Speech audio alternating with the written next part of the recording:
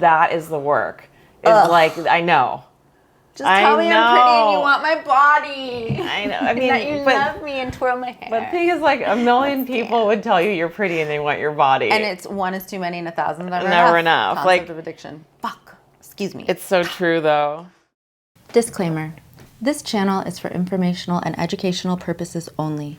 It is not a substitute for professional therapy, counseling, or medical advice. The content shared here does not constitute or replace therapeutic services. Please consult a licensed mental health professional for personal support. Hi, I'm Katie. And I'm Diane. Almost 20 years ago, we met in rehab. And we've been besties ever since. We've both worked hard at healing our addictions. And gone on to build meaningful lives. I am a licensed therapist and yoga instructor. And I'm an embodiment coach and tantra healer. We believe connection and authenticity are the antidote to an increasingly polarized world. We're here to support you through your most difficult relational challenges with warmth, insight, and humor. Yes! And remind you, you're never alone. Because we can relate. Hi, everyone. Welcome to another episode of We Can Relate. This is a special episode because we weren't actually sure if we were even going to use it. Yeah, that's right. So this is a bit more of a vulnerable one. And gosh, it was at least a year and a half ago now. And again, I wasn't so sure, but upon thinking about it, I was like, there are probably people out there who can relate, and this will be valuable too. I also want to say that for any of you out there that watch this and go, oh goodness, that's me right now. This was filmed a year and a half, 2 years ago, and I do not relate to this place anymore at all just because of where I'm at in my own personal growth. So change is real, healing is real. Hope you enjoy the episode, which is called, you want to take it, Katie? I will take it from here. Am I a sex and love addict, moving from external validation to self-love? And I have to say, I've been a witness to her doing that in the last couple of years, and it's such a story and message of hope. Yeah, learning to self-validate versus grab. So Tune in, tell us where you relate. If you relate, I hope this helps. Bye. So what are we talking about? Well, I'm just distracted with feeling uncomfortable in my own skin. Oh, really? Yeah. Around being full bloated, disclosure. Yeah. No. Full disclosure. We're like 2 cocktails in. Was it one cocktail and the glass of wine? But I don't know. It just activates this part of me that. What is this? Oh, this maybe is interesting. What part of it? Because you had a glass of wine here, and then you had one cocktail, and that's it. And then we ate. Mm-hmm. So what is activated? Just to clarify, in 2023, there's no universe where a $50 salad is acceptable. Oh my God. So that's fair. That's right. I know. No, that's not really it. I just, I just feel distracted and alive in my head. Like, all my attachment shit is just really buzzing. Okay, so like what are you thinking about? I'm embarrassed. Oh, honey, you can tell me. Tell the audience. I know. Well, I mean, we don't necessarily have to air this. Yeah, You can just talk, and if we air it, we air it, but we don't have to. It's the same things, like the being held, wanting to be held, or like I can feel myself like. In my mind, being like, who can I reach out to that'll validate me? See, this I think is so important that you're talking about right now. This is the stuff, because this is what I see happen to you. Yeah. And like... It's super vulnerable. It's so vulnerable. We don't ever have to ever air it. Yeah. You know, but it is. It's like... It just makes it... I feel broken. Like this, I feel broken.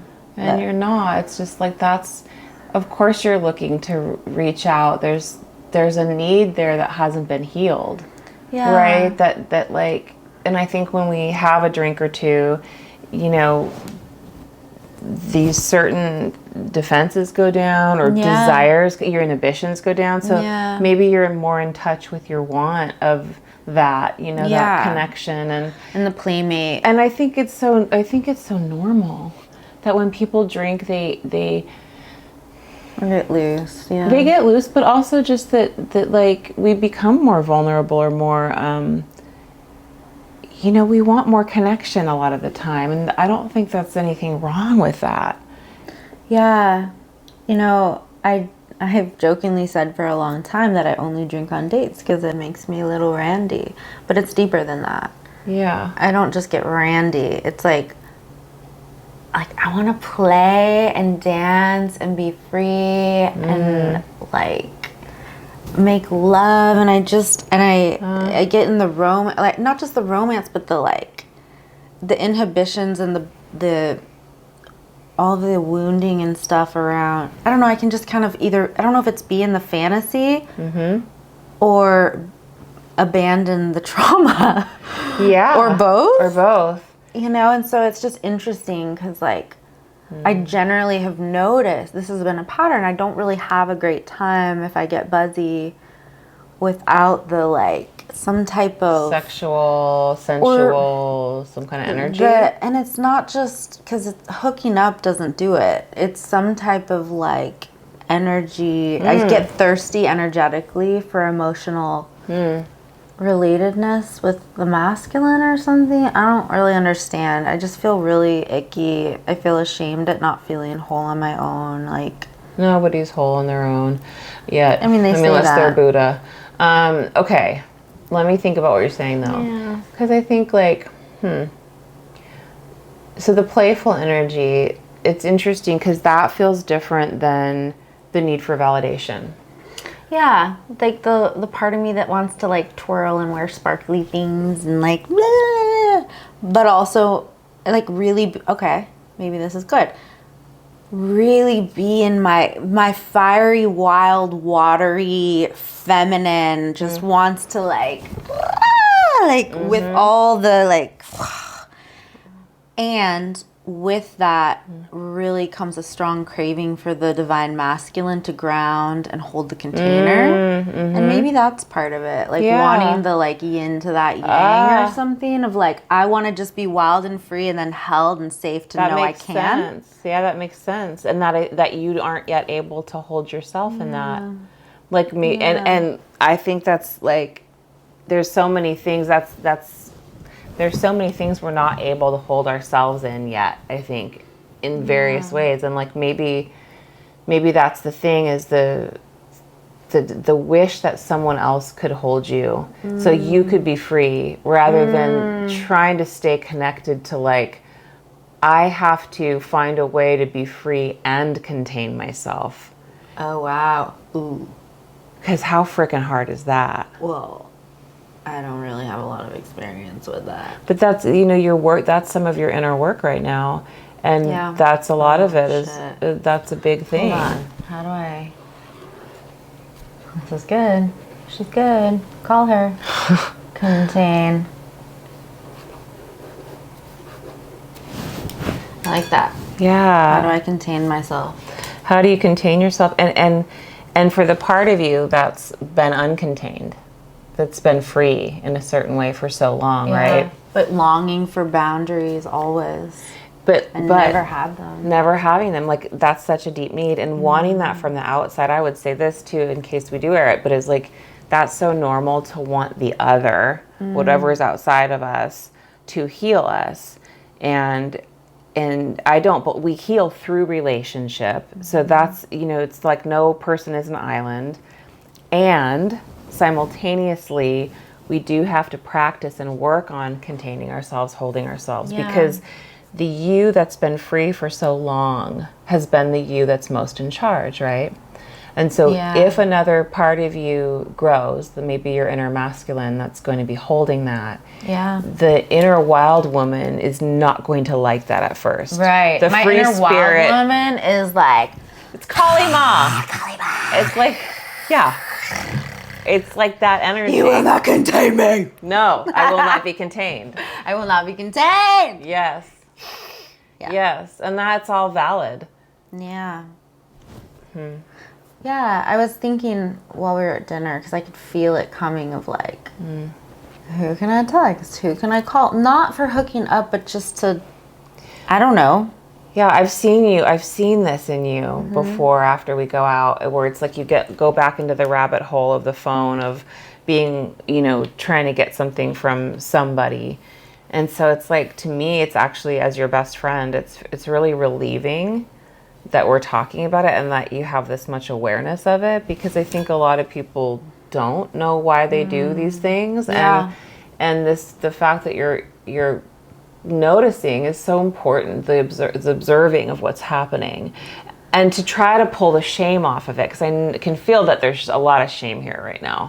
Yeah, I think what was hard, so at dinner I was like, there was the part of me that was like, uh-oh, the thing is here, where I want, like, That thing, I need something.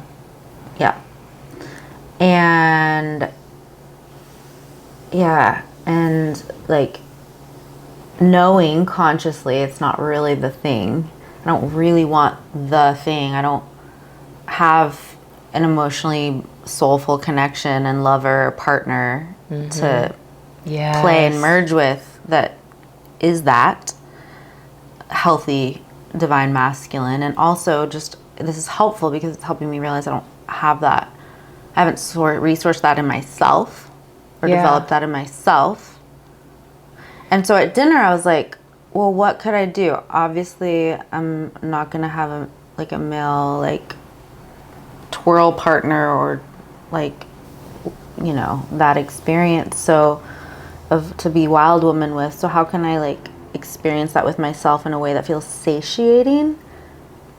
And I was like, I don't know. And I was like, maybe I'll make art. Because I talk a lot, like, I say I have so many unpainted paintings in my heart. And I was like, well, maybe I'll sit and make art, and, like, I don't know. I was just trying to think of, like, what else. Yeah, one of the things you said is it would feel good to film something. That's true. And that's a way of taking your need seriously, of, I have something I want to create and put out there. That energy, giving it a place to go. And the other thing I thought about as you were talking is that you're really bringing forth what I think so many of us struggle with. What's happening? Oh, I just feel like the identified patient on the show and on camera. Like, I just feel really less than, and okay. It's embarrassing, kind of. Like, I feel like the fucked up one. Yeah. Oh, man. Like, it feels really vulnerable. It feels really vulnerable. It's so vulnerable. I mean, I'm sorry you're feeling that. That's okay. You were starting to say more. Well, I don't want to just plow through that. I mean, that's no good. We don't have to. We don't have. That's what it is. Okay. I mean, shit. Like, yeah. I mean, my judger's around all the time. Yeah. So I get that. I don't know. Like, I'm not sure where. I have more thoughts, but I also feel like if this feels too vulnerable or too much, that we can just not film it, or we don't have to keep talking. We don't have to do an episode. It's not like, I'm frustrated too, because it's like there's a part of me that feels attached to, like, well, if I'm gonna have a cocktail or two, like, I want it to be fun, so it's worth it. And now I just feel kind of depressed. I'm like, yeah, that's why substances are hard. That's how I am too. Like, that's why, like, I can do a couple and have fun, but then, like, there's always, you do come down. So it's like, do I even want to have a drink? That's a whole, I think, relationship with alcohol is a whole other episode we can do, because it's so dicey for so many of us, you know? Like, what is the function? Yeah. Yeah. I was what you were saying before, I was thinking about, like, how you were saying, it's not, you don't have a man to, like, necessarily go to, but it's like that idea of wanting the literal thing. Like, I want the guy, or I want the fun, I want this specific experience, rather than, like, well, what's the symbol of what you really need, which I think you're getting to. And just to clarify, it's so uncomfortable. I feel like my skin is crawling, like that. And maybe you can relate that feeling of wanting more wanting to not be contained with all of this. Like, I just want to mirror and play and fuck, excuse me, but like, I just want to za and not deal with like, you know. I want to sit here with this tonight. Like, I know you'll go to bed soon, and then I'm going to be in my skin and, like, kind of by myself. And it's like, I'm a little zha-zha'd up, and then what? And it's that. Like, it's just a lot. And I don't really know what to, it's like, what do I do? Yeah, that's the hard part, is the not doing whatever, not doing something maybe, but trying to not do something destructive, but then trying to be with it. I mean, it is hard. Yeah. It is hard. I mean, I think that's why, like, you know, when I was in my bulimia, it was like, there was a period of time where I would like film myself in it because I was trying to, I didn't know, I couldn't stop at the time, and I didn't know what to do with the feelings because I was still in it. And I was like, well, at least this is a way for me to stay conscious of what I'm doing.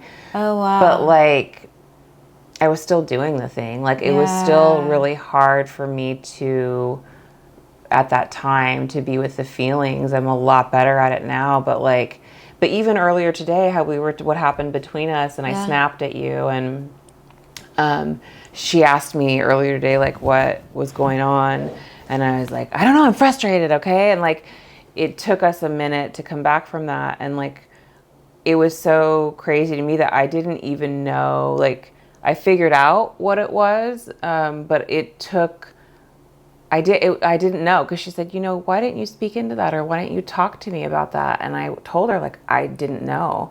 And sometimes feelings are so tricky, and they're so hard, and like, especially if you're a big feeling person, you know, it's like, it's very hard to ride those waves and to be with the skin crawly stuff. Yeah. I mean, that's why people drink. That's why people eat. That's why people don't eat. That's why people that's why we numb and do all these things, is because these feelings are that uncomfortable to sit with. So uncomfortable. That's how bad it is. I really like what we touched on. I wrote on a piece of paper, free myself, and then I drew a circle around it that says contain myself. Hold on. Free myself, contain myself. And I think I'm gonna like take it further and make some type of representation, because it's like that wild woman has been running the show, the big emotions and stuff, without any containment, and that has felt so terrifying. Oh, wow. And unsafe. Yes. Because I grew up without any rules or boundaries that were held at all, and I just felt like I was hemorrhaging out into the world. And I remember provoking and trying to get boundaries of like, protect me, and then getting bigger and escalating and raging, and just like, where, parental unit, where will you step in and say, enough, we love you, no, we're containing you. Yes. That never happened. Yeah. And so just this makes so much sense. The concept of like, so there's this attachment to liberation and freedom and and this idea of the craving containment from, I guess, the masculine, like that, hold me, let me know I'm safe, I'm vulnerable, I'm open, I'm free, I'm fully, I want to fully express, but I need to know I'm also safe. Yeah. But that's really a responsibility to myself, which I know. Yes. But the craving for it through, you know. Yes. So I like this idea of, you know, continuing to work on developing that masculine I'm craving, like. Yeah, and absolutely, and to be able to, the piece about containing yourself. Yeah. It's the yin to the yang. Contain myself, free myself. That's right. Free myself, contain myself. And it's masculine, feminine. And I think what you said about your parents is such and the lack of boundaries that like you're craving that. Yeah. From somebody, and that would make sense. Wow. That makes sense. Well, I'm thinking like, that is interesting, because I actually feel like a lot of people really crave to become free.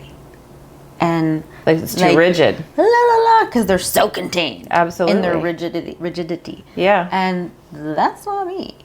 Yeah, I mean, that's a really good point. Like we've talked about, like I've felt more rigid. We were talking about that earlier today about how, you know, I'm more rigid and she's more free flowy, and that sometimes she wishes I could be more free flowy and I wish she could be more like rigid, or, you know, just like content not being free flowy or something. I don't know. Yeah, something.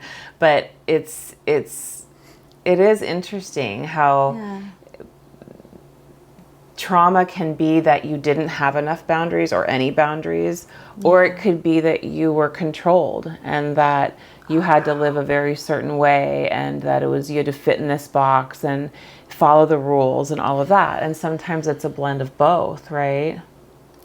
Yeah.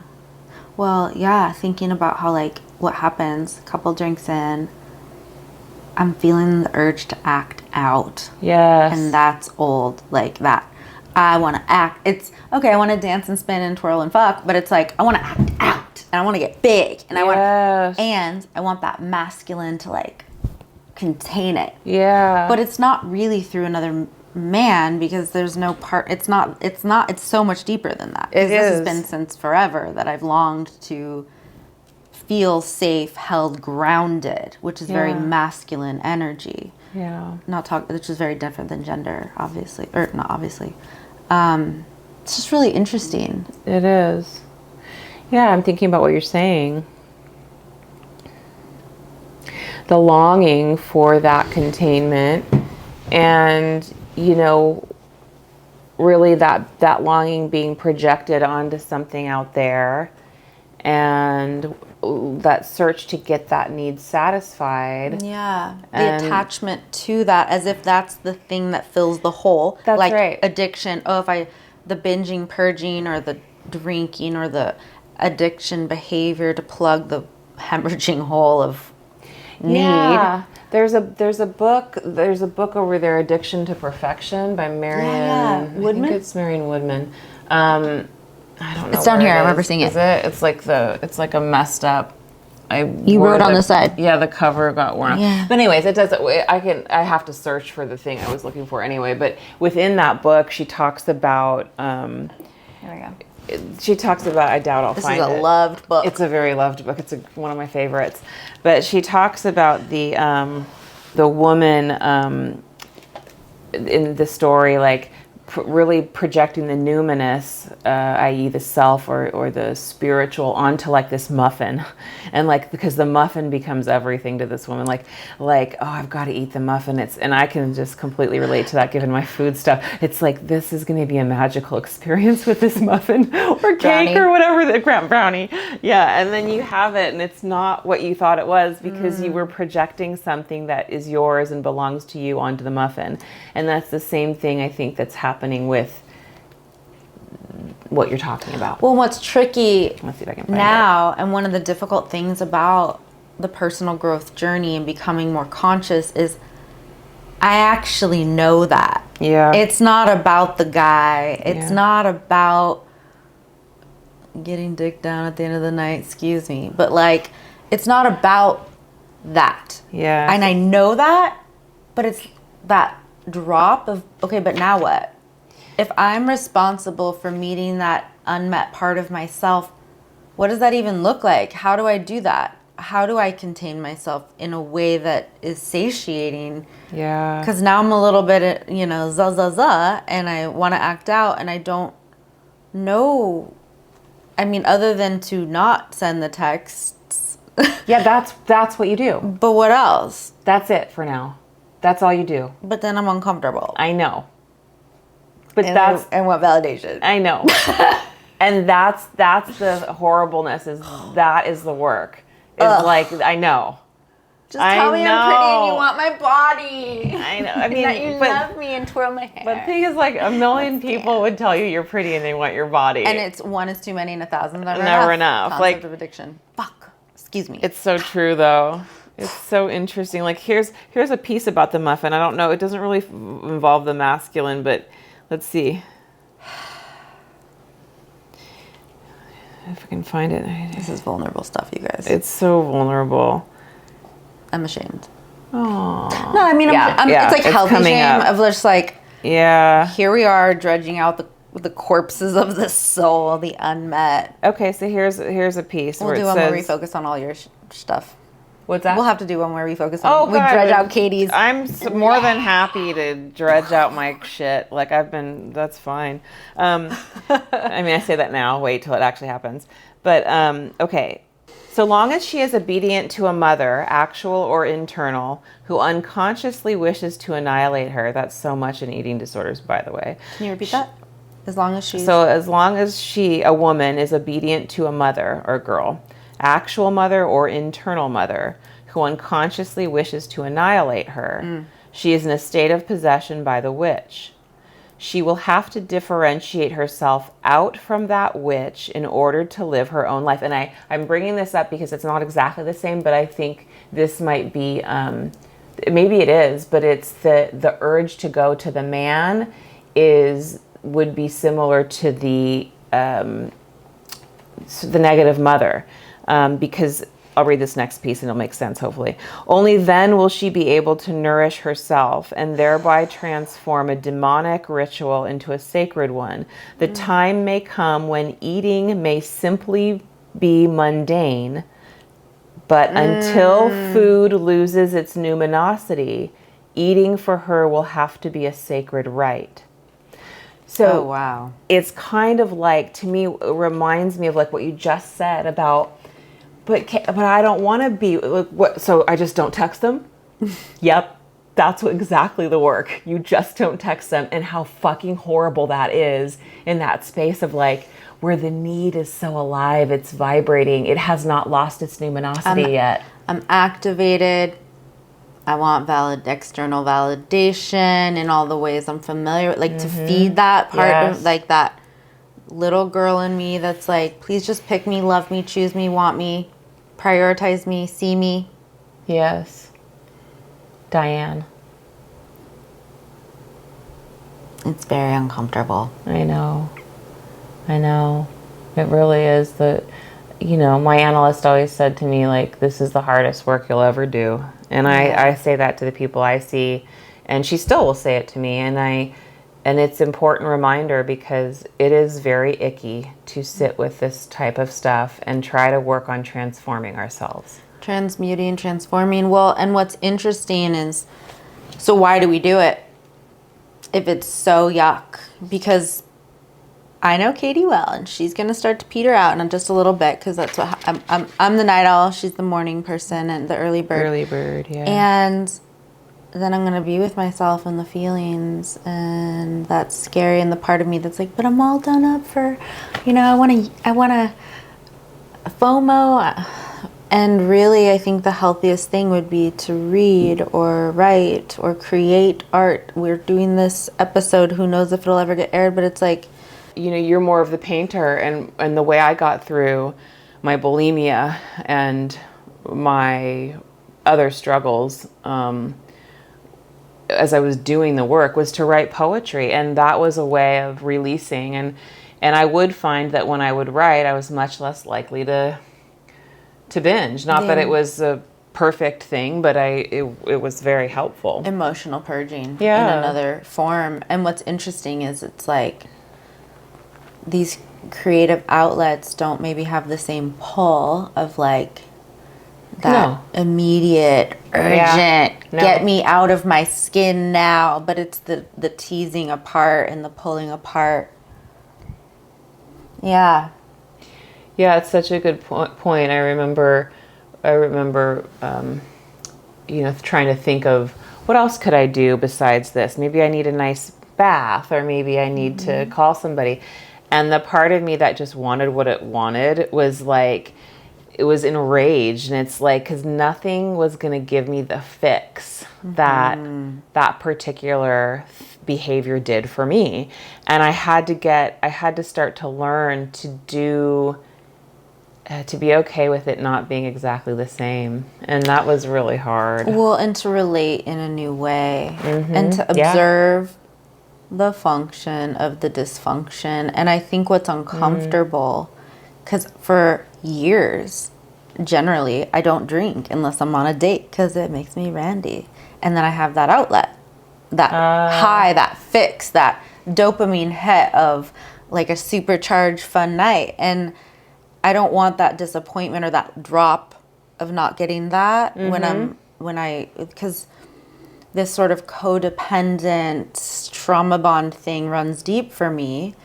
And I don't want to feel left with that hanging if I'm not going to get. So it's interesting. It's actually it's really interesting to have this experience and not get it, because now I'm left with that drop. And what's in that drop? Yeah, that's a great question. What is in the drop? Because I was feeling a lot of shame that we're filming this and like, I'm broken.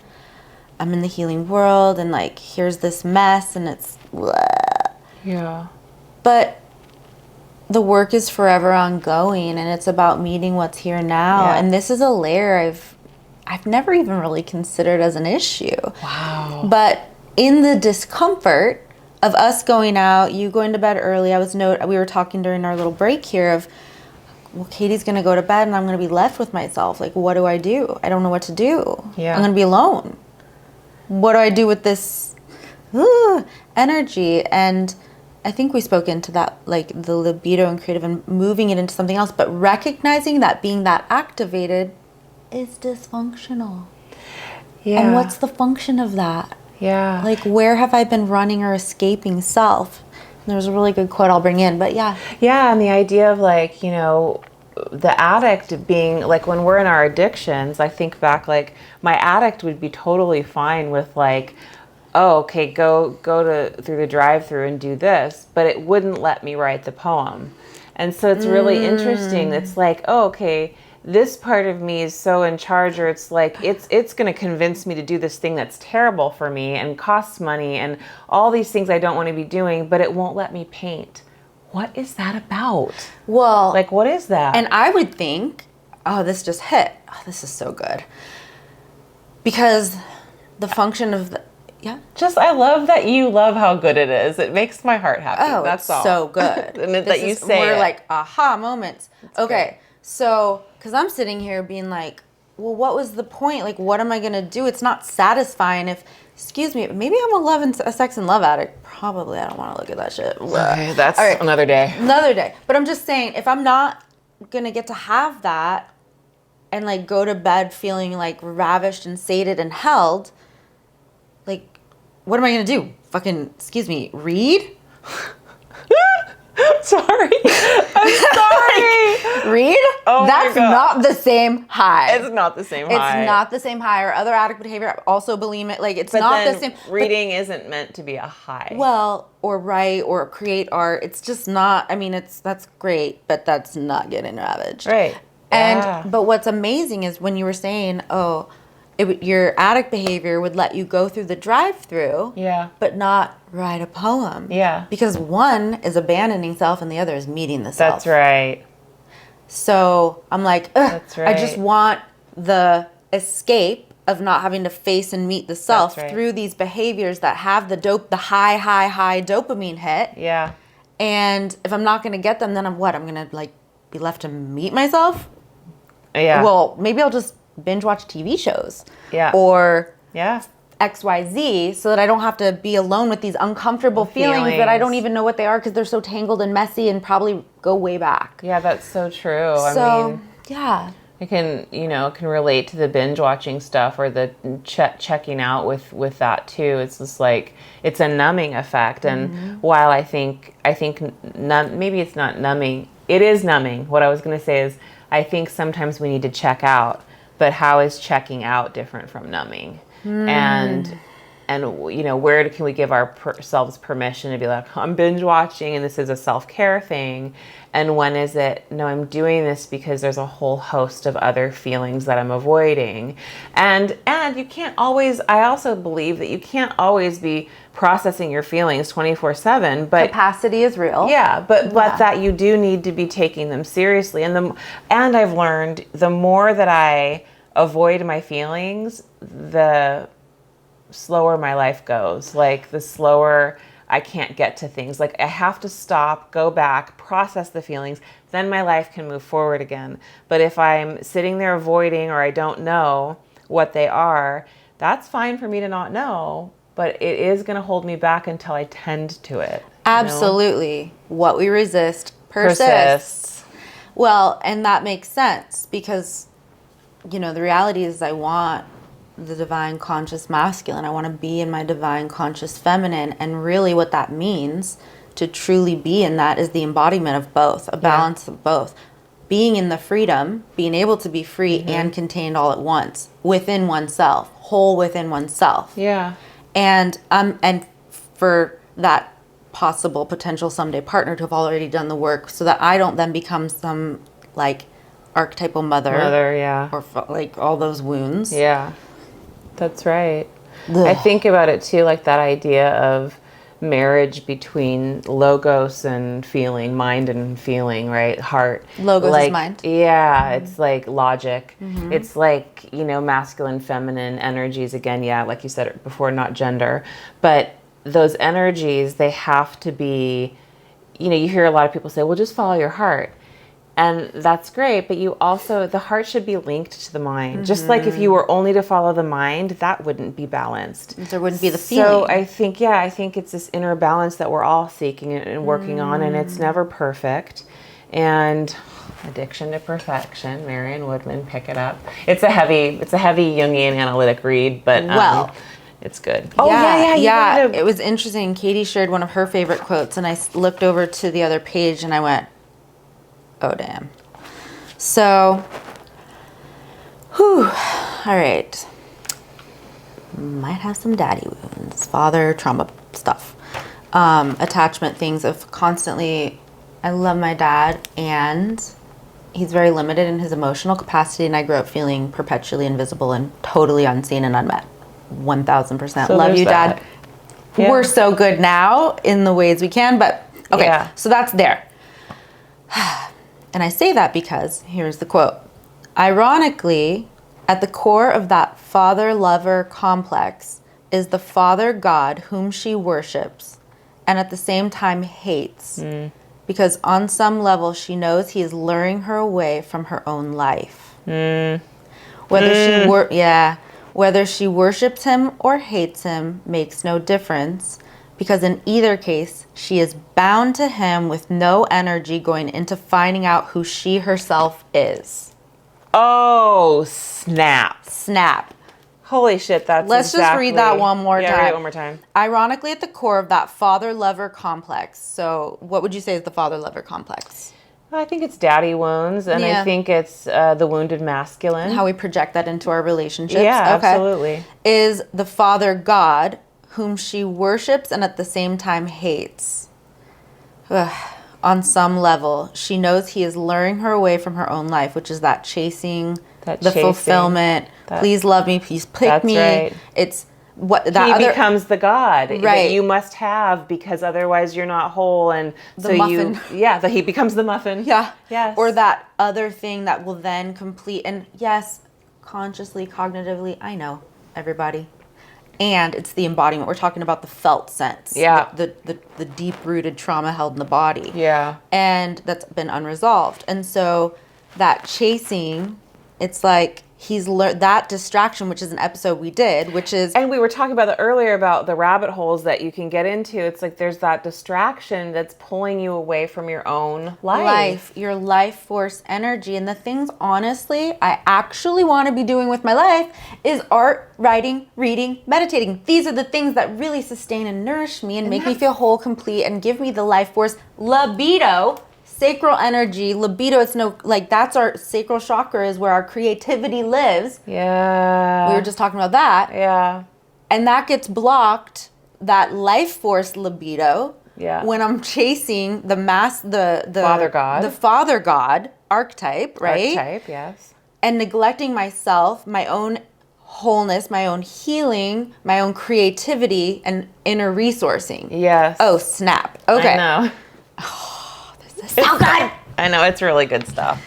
Ironically, at the core of the father-lover I love complex, that we geek out about this together. Okay, carry on, sorry. Ironically, at the core of that father-lover complex is the father God whom she worships and at the same time hates. And we're not talking about actual dad. We're talking about the men out there, right?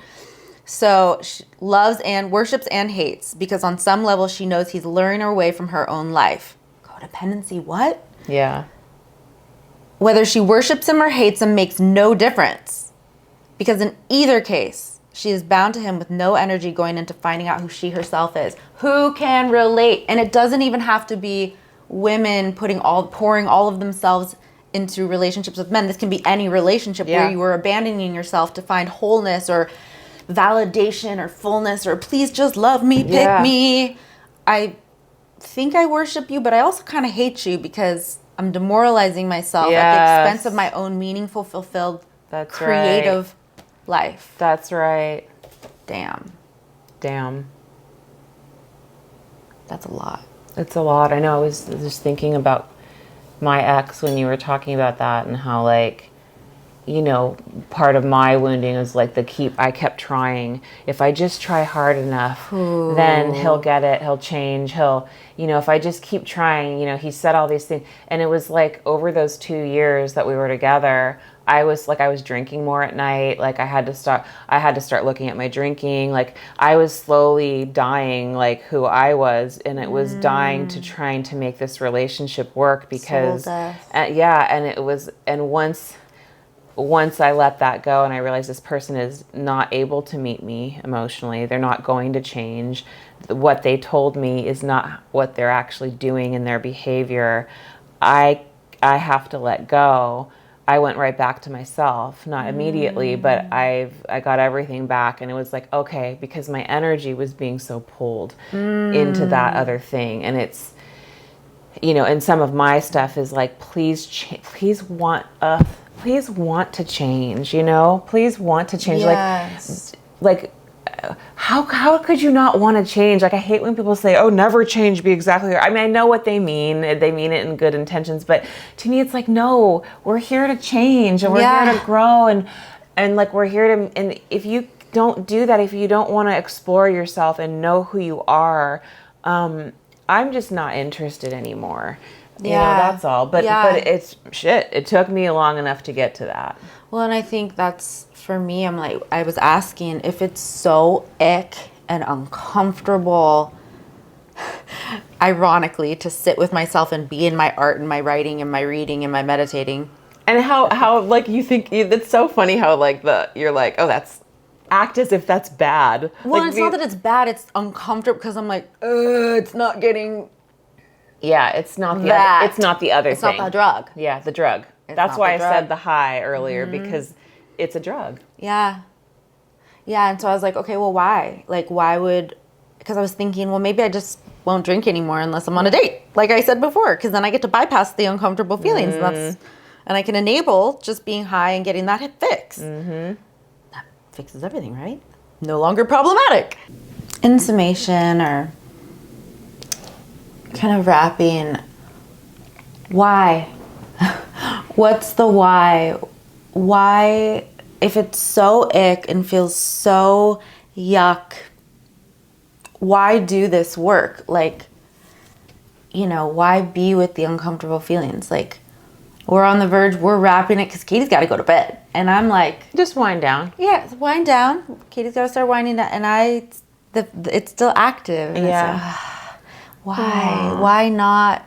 And even still, like, I'm observing, and this would be a skill or a tip. Yeah, sure. I'm just observing the chatter that's like wants to still act out, meeting the part that's like the wise self that's like, contain, you're safe.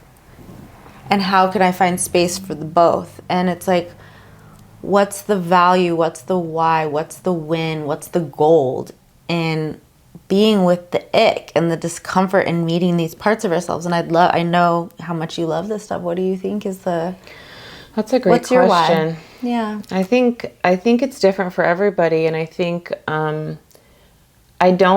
used to tell my analyst, I used to always be like, everybody needs to do this work and do inner work. And she's like, inner work is not for everybody. And, I'm summarizing, but she said, some people, it's not necessarily right for everybody. So I do believe that it's not for everybody, but if you are called to it, or if there's some part of you that's fighting for it, to me, it's important to listen to it, because you are fighting for your own consciousness and the consciousness of generations that come after you.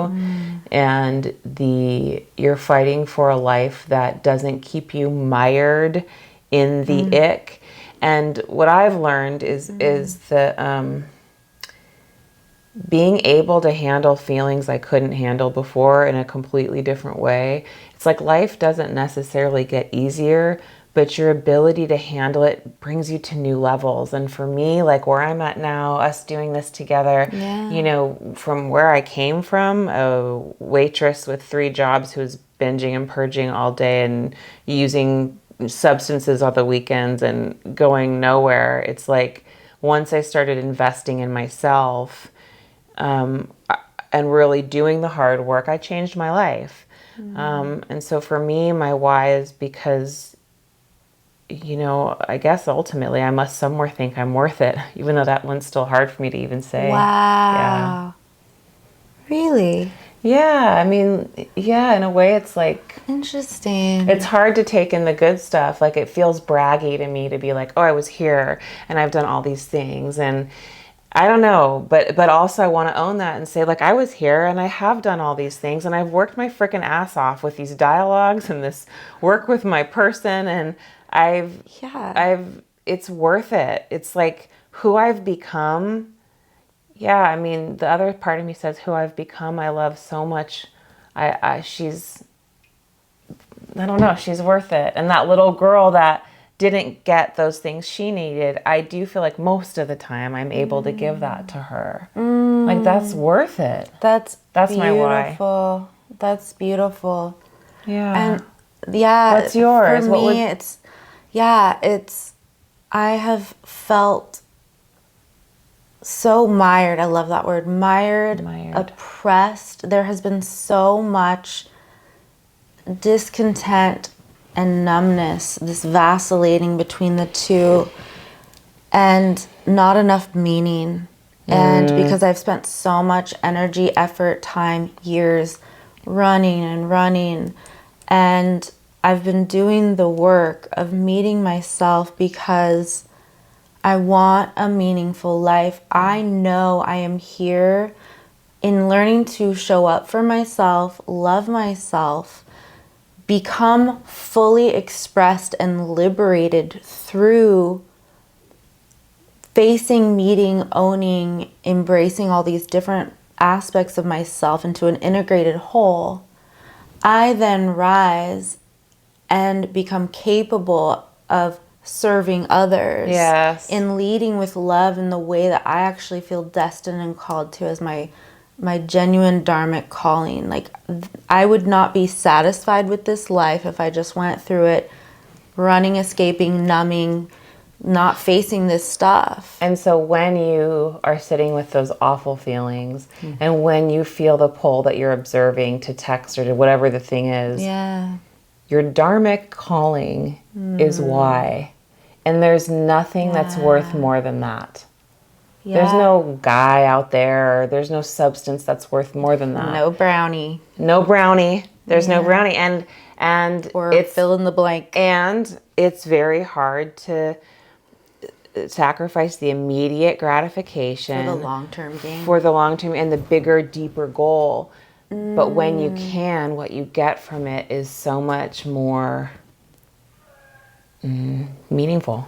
Yeah. And learning and building that muscle and that capacity of I can do hard things. I love that. I can do hard things. That's right. I've done a lot of hard things and I've survived them all. And I can do more, and I've got this, and I've got myself, and I'm worth it. And so you're worth it, I'm worth it. And so are you. Yeah, and so are you. So my invitation, our invitation would be, what's your why? When facing the ick and you want to run, numb, anesthetize, escape, not be with it, what's the why for meeting? What's the long-term gain for you? Tell us about it. Yeah, we'd want to know. Yeah. Thanks for tuning in. Thank you. Bye. Bye.